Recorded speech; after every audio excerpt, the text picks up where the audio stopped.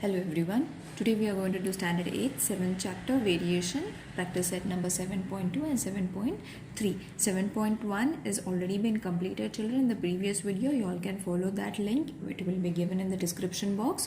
Okay, and 7.2 the first question is completed. So today we are going to start with the second question. Okay, the link will be given in the description box children, so don't worry. You all can check it afterwards. Okay, so in this question they have asked find the constant of variation and write the equation of variation for each of the examples given below. Now we will take the first example. The first example is P is inversely proportional to Q. If P is equal to 15, then Q is equal to 4. Okay, so what we have to do children, what we have to place the value of P and Q in the inverse equation. So P is equal to K is a constant. Okay, K is constant, therefore P into Q is equal to K, isn't it?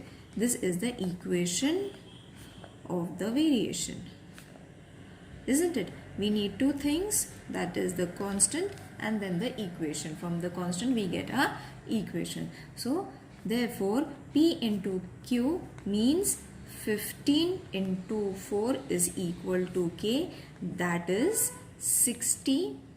That is 60 is equal to K. 15 4s are 60 K, isn't it? In this way you all have to solve it. Okay, and one more thing I will like to tell you children, that we have started with a live session. If you all want me to do this chapter in the live session, if there is any problem, please mention in the comment box. I will arrange a live session for standard 8 so that all your queries will be solved. Okay, now let's move towards the second question. That is Z is inversely proportional to Y in the same way where Z is equal to Z is equal to 2.5 and W is equal to 24. Again in the same pattern we have to write it down. Okay, what we have to write first? Z is equal to KW. K is a constant.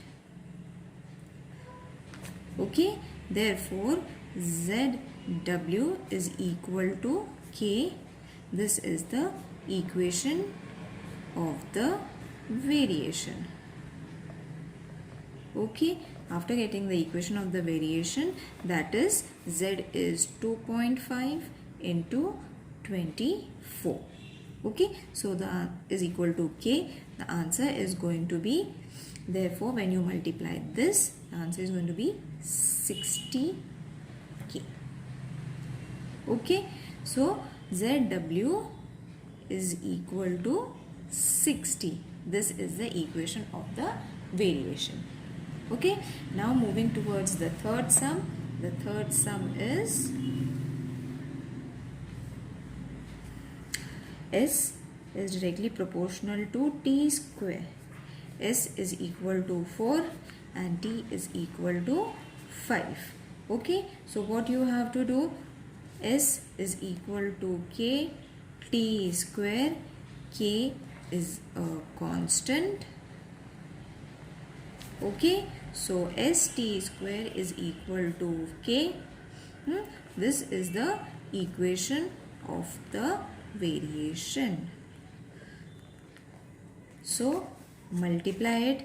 That means S is equal to 4 into 5 square. Okay, is equal to K. Therefore K is equal to 5 5s are 25.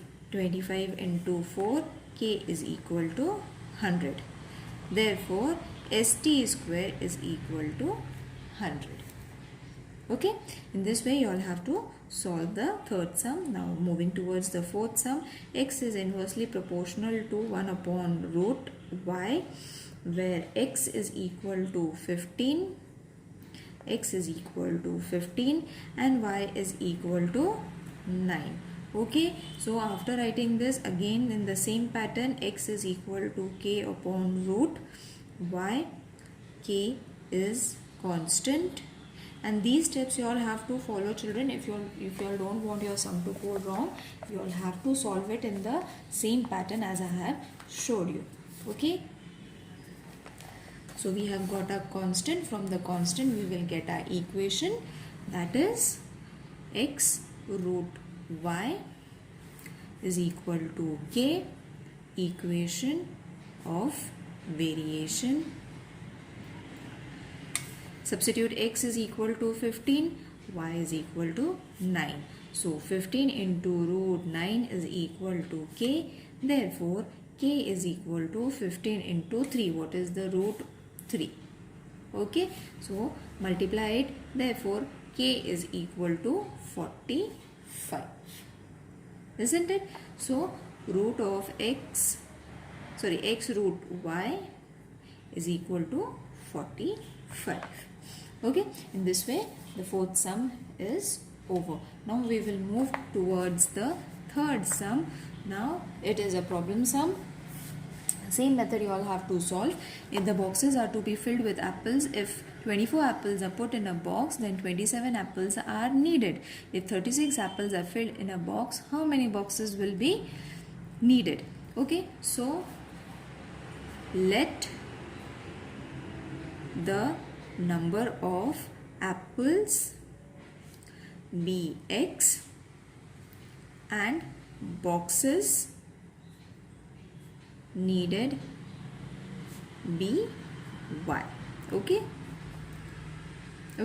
so more the number of apples in the boxes, less the number of boxes required to fill them, isn't it? Therefore, in this case we have to do an inverse variation. Okay, from the examples that they have given us, from that only we can think that we have to, whether we have to do it in a direct variation or inverse variation. So from this example we have to say that more boxes, if more apples, number of apples in a box, less the number of boxes required. Okay, so therefore x is inversely proportional to y, and it is very important to understand whether it is a direct or an inverse variation, so that the next sum, the complete sum, you will be able to solve accordingly. Okay, so this, after this, therefore x is equal to k upon y.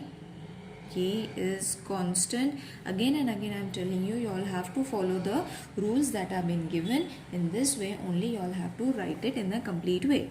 Therefore x is equal to k upon y, or xy is equal to k. This is the equation of variation. Okay, now when you get the equation in the form, the first condition, what they have said, x is equal to 24, isn't it? 24 apples, and y is equal to 27. 27y means boxes, isn't it? Therefore 24 into 27 is equal to k. X and y is equal to k, so that only I have written it over here. Okay, so k is equal to, when you multiply these, you are going to get 648. Okay, now this is what we have got our k. So x, y is equal to 648 is the equation of variation that we have got from this condition. Okay, now after getting this, what we have to do, we have to substitute x is equal to 36. Okay, isn't it? In the second condition in the question they have said, if 36 apples are filled in a box, how many boxes will be needed, isn't it? So only x is given, means apples are given, y is not given, boxes are not given. For that what we have to do, 36 multiplied by y, but we know what is the inverse of variation, equation of variation, we have already found it. What is 648? Okay, so same question we have to take for the same equation we have to take for the next condition as well. So when you take the next condition, this will change to y, division, multiplication will change to division, and you will get your y is equal to 18 after dividing it. Okay, so y is a 18, therefore 18 boxes will be needed for 36 apples. Okay, this was easy, isn't it? Now the fourth question is, write the following statement using the symbols of variations. Now, the wavelength of the sound L and its frequency F are in inverse proportion. Okay, so from the fourth question, first is L is directly inversely proportional to 1 upon F. Okay, we have to only write the equation. Whether it is, if it is inverse, we have to write it in inverse way. The intensity L of second question is, the intensity L of the light varies inversely with the square of the distance D of a screen from the lamp.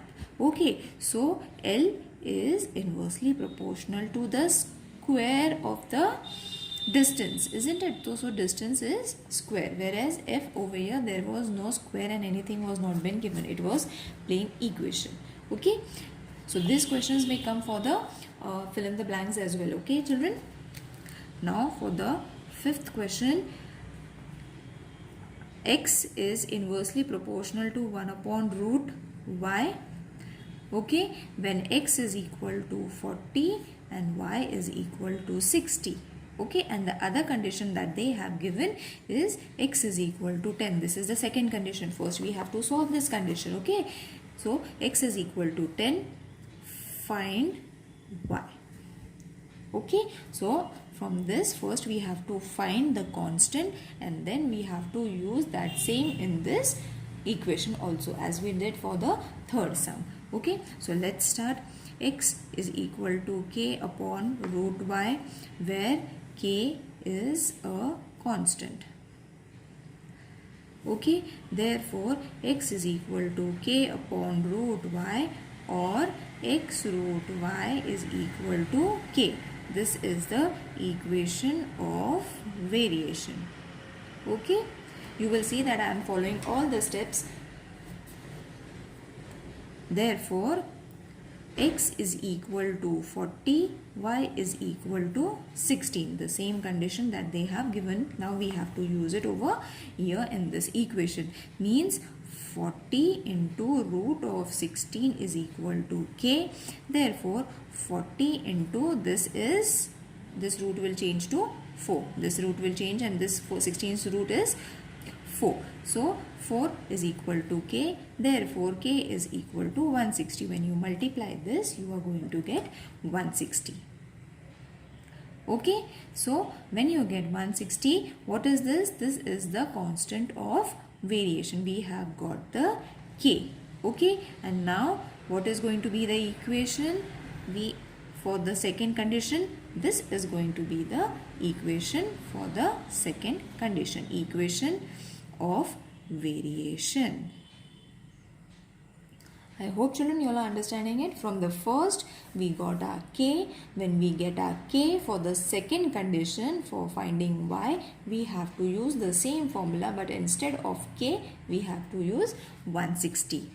Okay, so 160. Therefore now place the value of x. X is 10 into what is y? Y we have to found. 160 is there. So what will be there? Root y will come to one side and 160 upon 10. So root y is equal to 16. Therefore y is equal to 16's square.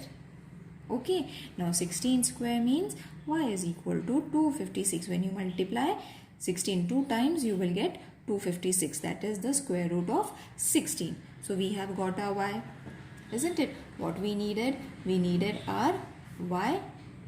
Sorry, we needed our, where is our y? Yes, this is our y. So we have got our y. Okay. Now the sixth sum.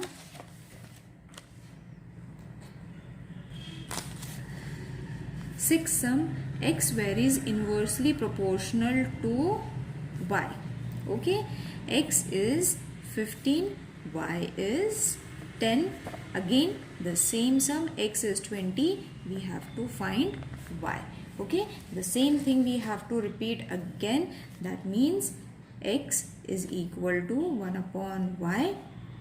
Okay, therefore x is equal to k upon y. K is a constant. Okay, so we have got a constant. From the constant we have to get a equation. Therefore x is equal to k upon y, or xy is equal to k, equation of variation. So xy is equal to k, and then we have to substitute the value of x into y into this equation. That is 15 into 10 is equal to k. So you will get your k as 150. Okay, so when you get your k 50, what you have to do, this is the equation constant. Okay, constant of variation. This is the second constant. Now you have to use this for the next equation. Okay, so xy is equal to 150. Now this is going to be the equation of variation. Okay, same equation, children. You don't have to get confused. Only your k was not there, so we found the k and then we wrote it in this form. Okay, so when you write it in this form, you have 20 into y is equal to 150. Therefore y is equal to 150 upon 20. Okay, so when you reduce it, you are going to get y is equal to 7.5. Okay, I hope this sum is clear to everyone. Now we will move to 7.3. Okay, now in 7.3, first question, which of the following, practice set number 7.3, first question is, which of the following statements are inverse variation? Okay, so I think this statement you all can do on your own. You all have to think which is inverse variation, and for that you all have to write which is inverse variation. I'll move to the second question, that is, if 15 workers can build a wall of 48 hours, in 48 hours, how many workers will be required to do the same work in 30 hours? Okay, so the same thing, let the number of workers be x. Okay, be x, or you can say n. Okay, and the time required be t. Okay, so these are the two variables that we are taking. Okay, so therefore this is an inverse proportion. Okay, why it is an inverse proportion? Because the number of worker varies inversely with the time. Okay, as I explained you in the previous example also, you have to check from the question whether it is a inverse variation or a direct variation. So this is an inverse variation. So n is 1 upon t. Therefore n is equal to k upon t. K is constant. Okay, now therefore nt is equal to k is the equation of variation. Okay, so when you get this, therefore n is equal to how much? 5 from the first condition. Okay, 15 workers completed their work in 48 hours. Okay, so what we have to do, we have to use this equation, that is 15 into 48 is equal to k. Therefore when you multiply this, you are going to get 720. Now this is constant of variation.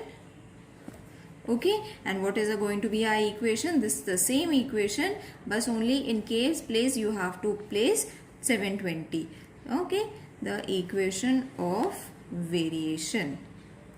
Okay children, so for the second condition, what they have given, we have to substitute only t. T is given, t is 30 and n we have to find. Okay, so place the value in this equation, that is n into 30 is equal to 720. Therefore, n is equal to 720 upon 30. N is equal to 24. So, 24 workers will be required for the completion of a wall in 30 hours. Okay, so in this way you all have to complete the equation. Okay, now the third sum is the same as we solved in this way, so I won't be solving it. I will be solving the fourth sum. A car with a speed of 60 km and takes 8 hours to travel some distance. What should be the increase in the speed if the same time is to be covered in 7.5 hours? So let S be the speed of the car. Okay, speed of the car. Okay, and T be the time or the distance they covered. Distance covered. Okay, so S is inversely proportional to time. Therefore, S is equal to K upon T. K is a constant. Okay, therefore ST is equal to K is the equation of variation, isn't it? So when S is equal to 60, T is equal to 8. Therefore 60 into this, in this equation you have to place the value. You will be getting your K as 480. Okay, so when you get 480, you have to use ST is equal to 480 as the equation of variation for the next condition. Okay, so for the next condition they have given T is equal to 7.5 means 7.5, isn't it? Therefore S is equal to 480 upon how much? 7.5. So when you reduce this, children, your S is going to be 64. Okay, now the sum is not ended over here. What they have said, to cover the distance, the speed of the car should be 64 km. Therefore, increase in the speed, isn't it? Therefore, and earlier it was at a speed of 60, isn't it? For the first condition, the speed was 60. Now we got 64. So, what is the actual speed? For the actual speed, you all have to minus this kilometer per hour is equal to 4 kilometer per hour. This is what is your answer they had expected from you all. Okay, I hope you all have understood the lesson, children. The lesson gets over here. If there are any queries, mention in the comment section. I will take a live session if you all want. Please let me know if you all want a live session. Thank you. Have a nice day. Take care. Bye.